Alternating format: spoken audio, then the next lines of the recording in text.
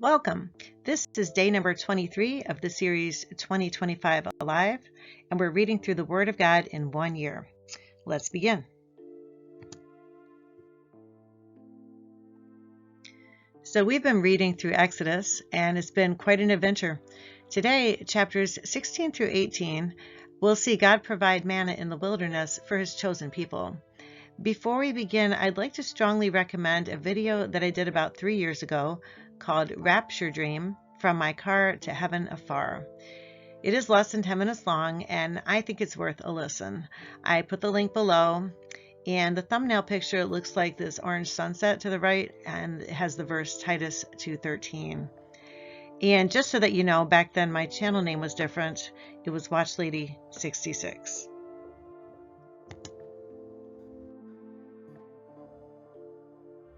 Chapter 16, Bread from Heaven. And they journeyed from Elim, and all the congregation of the children of Israel came to the wilderness of Sin, which is between Elim and Sinai, on the 15th day of the second month after they departed from the land of Egypt.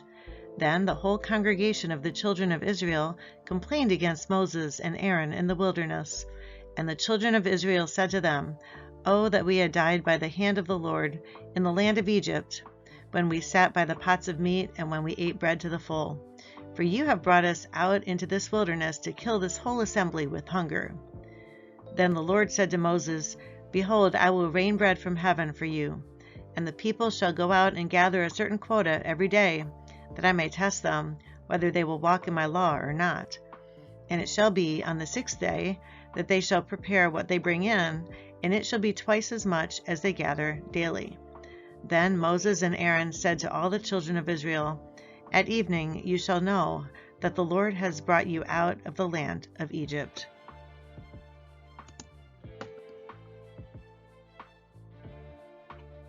"And in the morning you shall see the glory of the Lord, for He hears your complaints against the Lord. But what are we, that you complain against us?" Also Moses said, "This shall be seen when the Lord gives you meat to eat in the evening, and in the morning bread to the full. For the Lord hears your complaints which you make against Him. And what are we? Your complaints are not against us, but against the Lord." Then Moses spoke to Aaron, "Say to all the congregation of the children of Israel, Come near before the Lord, for He has heard your complaints." Now it came to pass, as Aaron spoke to the whole congregation of the children of Israel, that they looked toward the wilderness, and behold, the glory of the Lord appeared in the cloud. And the Lord spoke to Moses, saying, "I have heard the complaints of the children of Israel. Speak to them, saying, At twilight you shall eat meat, and in the morning you shall be filled with bread, and you shall know that I am the Lord your God." So it was that quail came up at evening and covered the camp, and in the morning the dew lay all around the camp.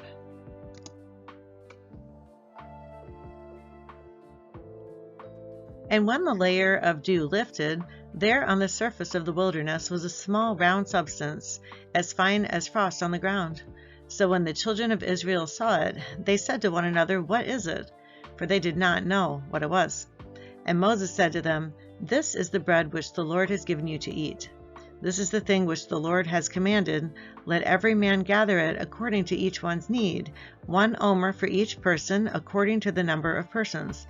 Let every man take for those who are in his tent." Then the children of Israel did so and gathered, some more, some less. So when they measured it by omers, he who gathered much had nothing left over, and he who gathered little had no lack. Every man had gathered according to each one's need. And Moses said, "Let no one leave any of it till morning." Notwithstanding, they did not heed Moses, but some of them left part of it until morning, and it bred worms and stank. And Moses was angry with them. So they gathered it every morning, every man according to his need, and when the sun became hot, it melted.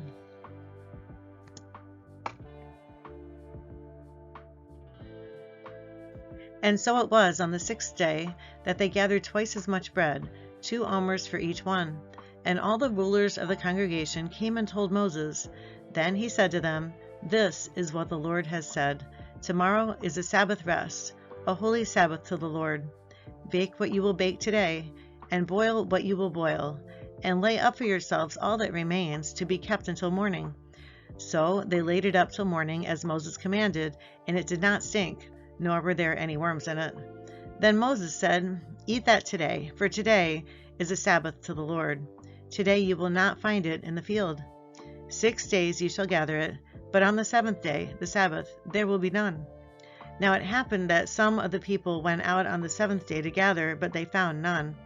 And the Lord said to Moses, "How long do you refuse to keep my commandments and my laws? See, for the Lord has given you the Sabbath. Therefore he gives you on the 6th day bread for 2 days. Let every man remain in his place. Let no man go out of his place on the 7th day." So the people rested on the 7th day.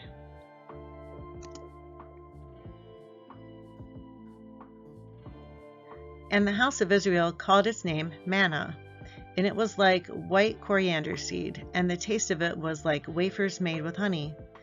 Then Moses said, "This is the thing which the Lord has commanded. Fill an omer with it to be kept for your generations, that they may see the bread with which I fed you in the wilderness when I brought you out of the land of Egypt." And Moses said to Aaron, "Take a pot and put an omer of manna in it, and lay it up before the Lord to be kept for your generations." As the Lord commanded Moses, so Aaron laid it up before the testimony to be kept.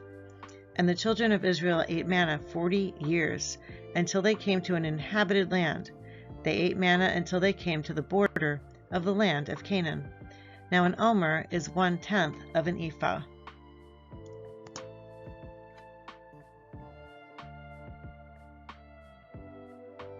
Water from the rock, chapter 17. Then all the congregation of the children of Israel set out on their journey from the wilderness of Sin, according to the commandment of the Lord, and camped in Rephidim. But there was no water for the people to drink. Therefore the people contended with Moses and said, "Give us water that we may drink."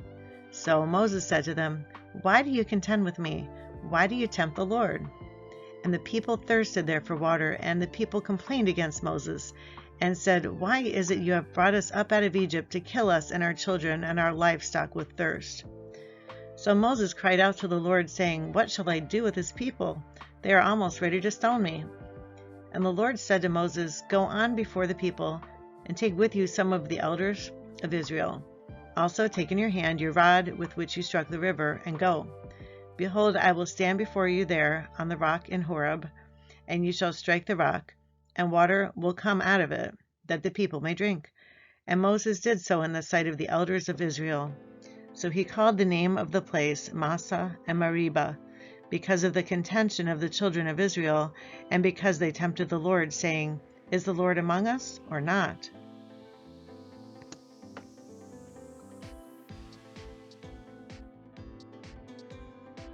Victory over the Amalekites. Now Amalek came and fought with Israel in Rephidim. And Moses said to Joshua, "Choose us some men and go out, fight with Amalek. Tomorrow I will stand on the top of the hill with the rod of God in my hand." So Joshua did as Moses said to him, and fought with Amalek. And Moses, Aaron, and Hur went up to the top of the hill. And so it was, when Moses held up his hand, that Israel prevailed, and when he let down his hand, Amalek prevailed. But Moses' hands became heavy, so they took a stone and put it under him, and he sat on it. And Aaron and Hur supported his hands, one on one side and the other on the other side, and his hands were steady until the going down of the sun.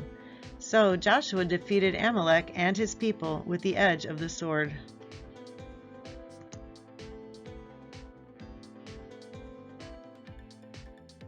Then the Lord said to Moses, "Write this for a memorial in the book, and recount it in the hearing of Joshua, that I will utterly blot out the remembrance of Amalek from under heaven." And Moses built an altar and called its name, "The Lord is my banner." For he said, "Because the Lord has sworn, the Lord will have war with Amalek from generation to generation." Jethro's advice, chapter 18.